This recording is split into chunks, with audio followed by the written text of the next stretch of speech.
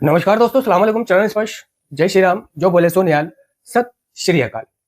दोस्तों, किसी भी रिहैबिलिटेशन सेंटर में नशा मुक्ति केंद्र में जो हमें काम दिया जाता है, जैसे कि झाड़ू, पोछा, डस्टिंग या कोई भी काम, और जिसको हम अ, बोल देते हैं कि ये टीडीए है, टीडीए, ठीक है ना? तो ये टीडीए क्या है? ठीक है। वैसे तो ज़्यादातर रिहैबिलिटेशन, जो लोकल रिहैबिलिटेशन है, उनमें एक देखे का पलेथा चला आ रहा है। यानी अगर मैंने किसी ट्रीटमेंट सेंटर से इलाज लिया और अब मैं ट्रीटमेंट सेंटर खोलना चाहूँ, तो मैं खोल लूँगा, रिज़र्वेशन करा लूँगा, सब कुछ करा लूँगा और मरीज़ भी आ जाएँगे, ठीक है ना? और मैं भी क्या काम करूँगा, जो मेरे ट्रीटमेंट सेंटर में हुआ करता था, सेशंस, टीडीए जिस वक़्त होता था, जैसा होता था, मैं भी वही चीज़ लागू करूँगा, ठीक है ना? क्योंकि मैंने वही सीखी है। तो वहाँ पर मैं टीडीए लागू करूँगा, ठीक है? मैं किसी पेशेंट्स को ये टीडीए दूँगा, जैसे कि किसी का काम झाड़ू लगाना है, किसी का काम पोछा लगाना है, किसी का टॉयलेट साफ करना है, किसी का डस्टिंग करना है, किसी का किचन साफ करना है। तो मैं भी वही करूँगा, जो मैंने पीछे से देखा है। फिर मुझे ये नहीं पता कि ये जो टीडीए है, ये क्यों होता है? इसके पीछे मनोवैज्ञानिक या कोई भी साइंटिफिक रीज़न क्या है? ठीक है, इससे होता क्या है, ये क्यों कराया जाता है? मुझे ये लगता रहेगा कि ये सेंटर के काम जो फैलते हैं, टॉयलेट खराब होता है, जो झाड़ू की ज़रूरत महसूस होती है, जो डस्ट दीवारों पे लग जाती है, यही लोग तो करेंगे। मैं बाहर से थोड़ी ना बुलाऊँगा किसी को करने के लिए। यही लोग करेंगे, यही लोग गंदा करते हैं, यही लोग रहते हैं, तो यही लोग साफ करेंगे। तो मुझे ये नहीं पता कि ये टीडीए का अर्थ रिहैबिलिटेशन सेंटर में क्या होता है, ठीक है? ये क्यों कराया जाता है? मैं सिर्फ ये माने हुए हूँ, ये माने हुए होऊँगा कि भाई ये काम-काज है, नहीं तो सेंटर सड़ जाएगा, किचन सड़ जाएगा, दीवारें खराब हो जाएँगी, तो मैं एक साफ-सफाई के उद्देश्य से इसे करवाऊँगा, ठीक है ना? इसी तरह कई रिहैबिलिटेशन सेंटरों में, ठीक है ना, देखे का पलेथा चला आ रहा है, ठीक है? वहाँ जो सेशंस होते थे, वो भी अपने रिहैब में सेशंस लागू करता है। फिर चाहे उसे ये पता ना हो कि कौन से सेशंस का मतलब क्या है, अर्थ क्या है, इस सेशंस के मरीज पर क्या फ़ायदे हैं, उस सेशंस के मरीज पर क्या नुकसान है, क्या फ़ायदे हैं, इनके पीछे का मनोवैज्ञानिक साइंटिफिक रीज़न क्या है, ठीक है ना? तो फिर मैं इन चीज़ों पर ध्यान नहीं दूँगा। मैंने रजिस्ट्रेशन करा लिया, जगह ले ली ठस्से में और मैं रिहैब चला रहा हूँ और काउंसलिंग के नाम पर, परामर्श के नाम पर, सेशंस के नाम पर मैं खुद ही काउंसलर बन के बैठ गया, है? क्योंकि आई एम परफेक्ट, मुझे सब पता है। मुझसे ज़्यादा किसी ने नशा नहीं करा, मुझसे ज़्यादा किसी के पास अनुभव नहीं होंगे, मुझसे ज़्यादा किसी का जीवन अस्त-व्यस्त नहीं रहा होगा, मुझसे ज़्यादा प्रोग्राम में कोई घुसा नहीं, तो आई एम परफेक्ट। दूसरा, अगर मैं किसी काउंसलर को रखता हूँ, तो उसको 10, 15 या 20,000 रुपए महीना देना पड़ेगा, ठीक है? तो ये 10, 15, 20,000 रुपए महीना मैं क्यों दूँ जब मैं ही काउंसलर हूँ तो? जब मैं ही डायरेक्टर हूँ तो? जब मुझे ही सब पता है, मुझे करना क्या है? ये सारे काम मैं खुद कर लूँगा। अपने जूनियर या स्टाफ को सिखा दूँगा, उन्हें ट्रेंड कर दूँगा, ठीक है ना? जब मैं नहीं हुआ करूँगा, तो मेरे पीछे ये लोग सँभाल लिया करेंगे। मैं क्यों किसी बाहरी व्यक्ति को यहाँ जॉब पे रखूँ? हैं? उसे तनख्वाह दूँ, मैं क्यों कारीगर रखूँ, मैं क्यों कुक रखूँ, मैं क्यों साफ-सफाई करने वाले रखूँ? क्या है कि ये टोटल सेविंग हो रही है उसकी सेविंग। किसी वर्कर को, टीचर को, काउंसलर को या किसी स्टाफ को जॉब पे ना रखना एक सेविंग होती है उसकी, ठीक है?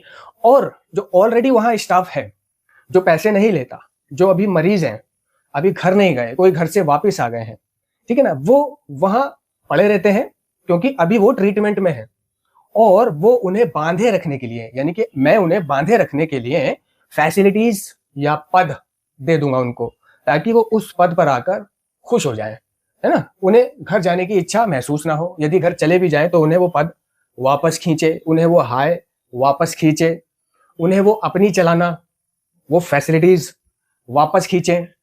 तो मैं उन्हें बाँध के रखता हूँ कि अगर इनका समय पूरा भी हो जाए, तो ये घर जाएँ भी तो वहाँ रह ना पाएँ। उन्हें यहाँ की याद सताए, यहाँ की व्यवस्था याद आए, यहाँ की राजनीति याद आए, यहाँ पर हुकूमत, करना याद आए।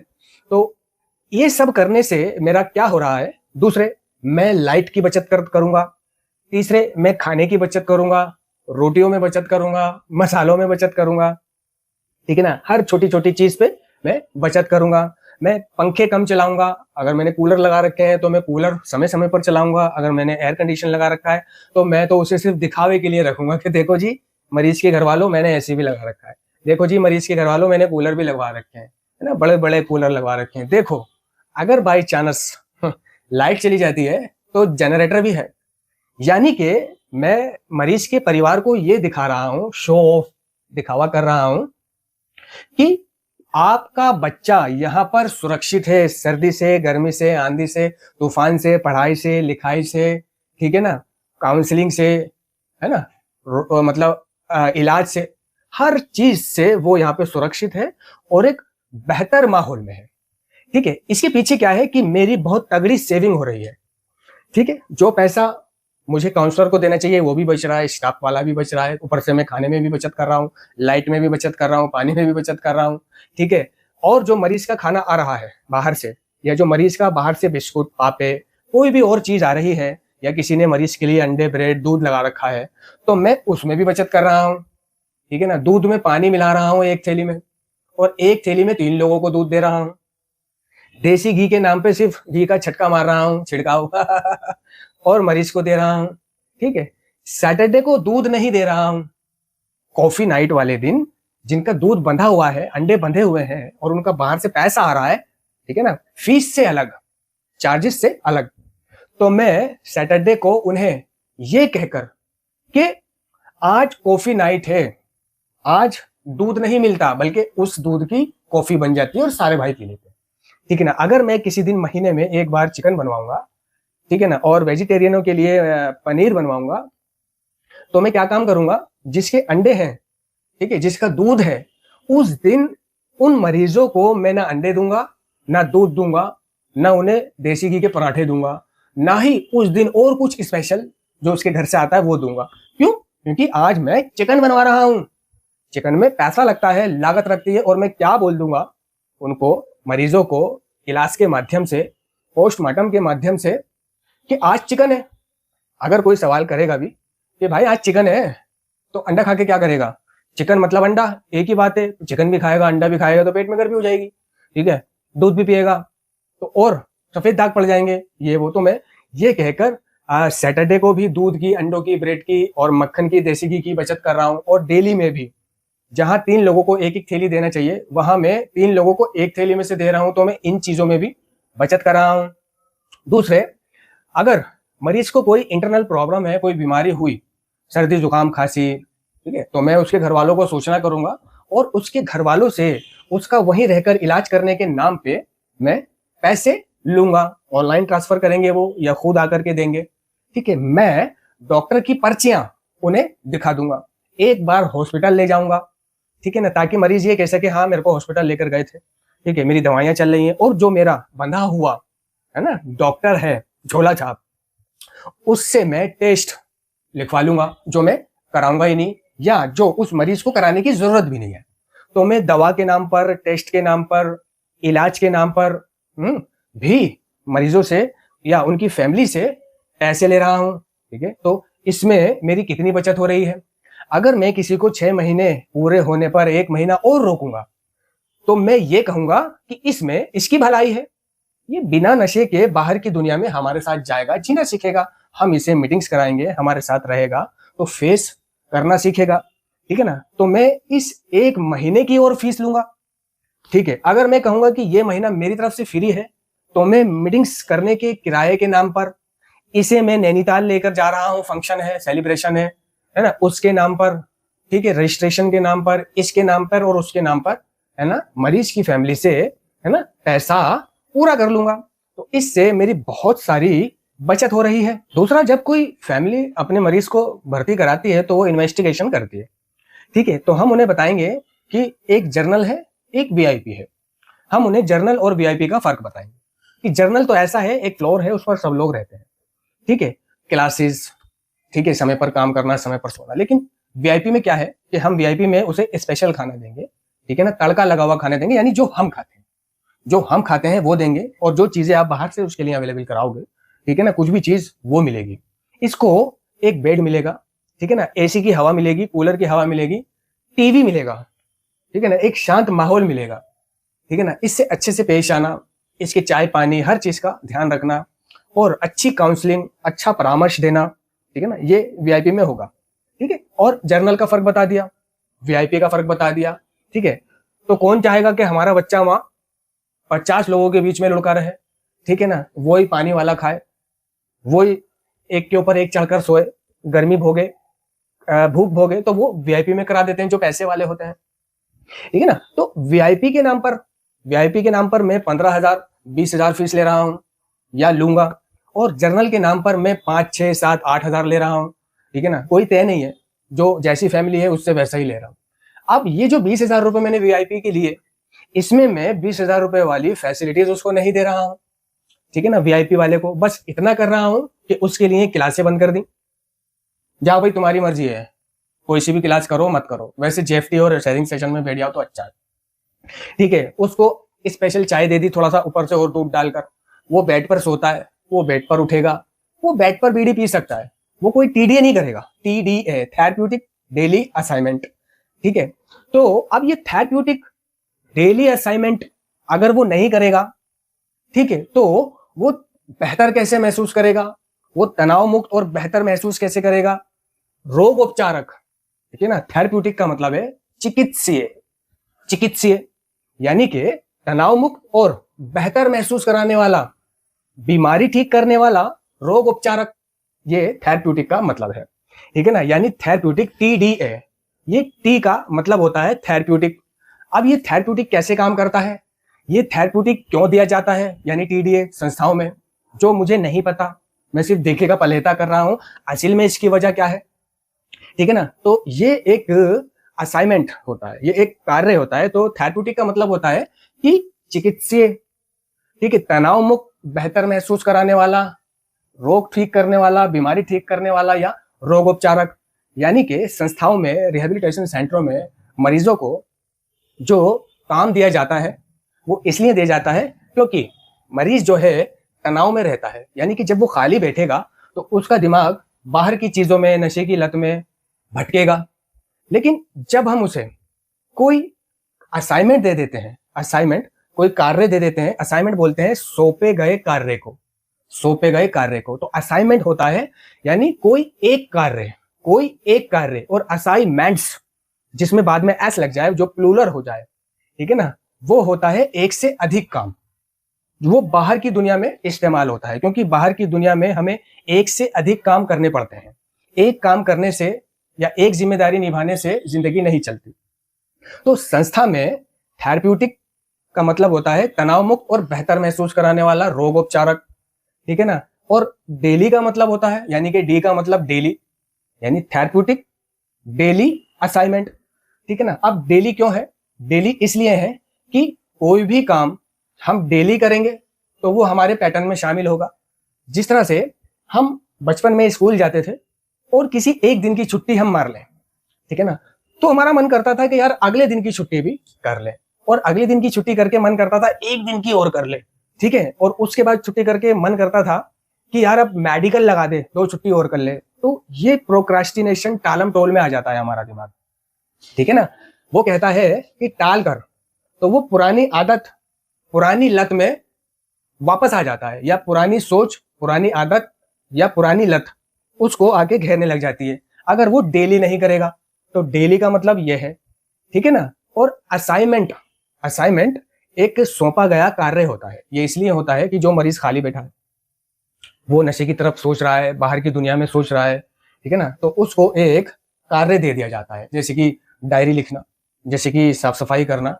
तो कोई भी कार्य मिलने के बाद मरीज का जो दिमाग भटक रहा होता है वो एक जगह केंद्रित हो जाता है, यानी जो इधर उधर घूम रहा होता है, अगर उसको कॉपी लिखने के लिए दे दी तो अब उसका दिमाग उस कॉपी में लग गया, या जो भी काम उसको दिया है उसका दिमाग उस काम को करने में लग गया, ठीक है ना। यानी जिसकी वजह से वो तनाव में था, उसके दिमाग में जो तनाव था, वो तनाव पैदा करने वाला रसायन हट जाता है, खत्म हो जाता है उसके दिमाग में से, और जब वो डायरी लिखकर या वो काम पूरा करता है तो उसे एक खुशी का अनुभव होता है, यानी एक फीलिंग चलती है उसके अंदर कि ये काम मैंने पूरा कर दिया।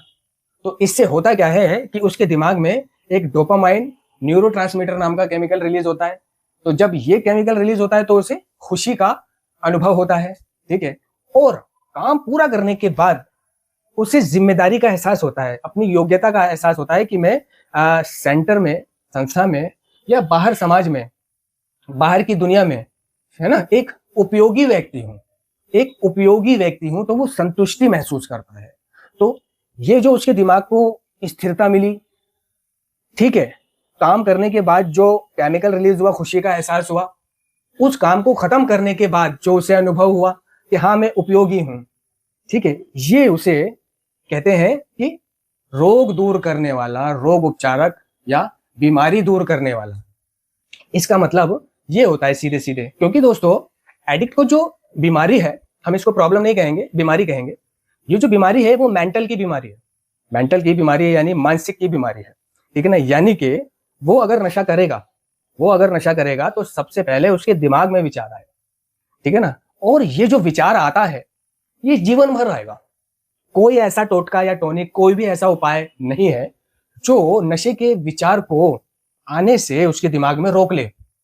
कोई भी ऐसा इलाज नहीं है। हम एडिक्शन के इलाज को किसी भी तरह खोज नहीं पाए। हम सिर्फ दैनिक रिकवरी के लिए एक आजमाया हुआ तरीका पेश करते हैं। हम सिर्फ दैनिक रिकवरी के लिए, यानी कि रोजमर्रा की रिकवरी के लिए एक आजमाया हुआ तरीका पेश करते हैं। इसीलिए मरीज को बोला जाता है कि बाहर जाकर, अपने घर वापस जाकर खाली नहीं बैठना, ठीक है ना। अपना दिमाग नहीं चलाना या अपने दिमाग की नहीं सुनना। आपको मीटिंग्स करनी है, ठीक है, रोजाना जाना है, ठीक है ना। और इस रोजाना में कोशिश करना कि कम से कम 90 दिन रोजाना आपको मीटिंग जाना है।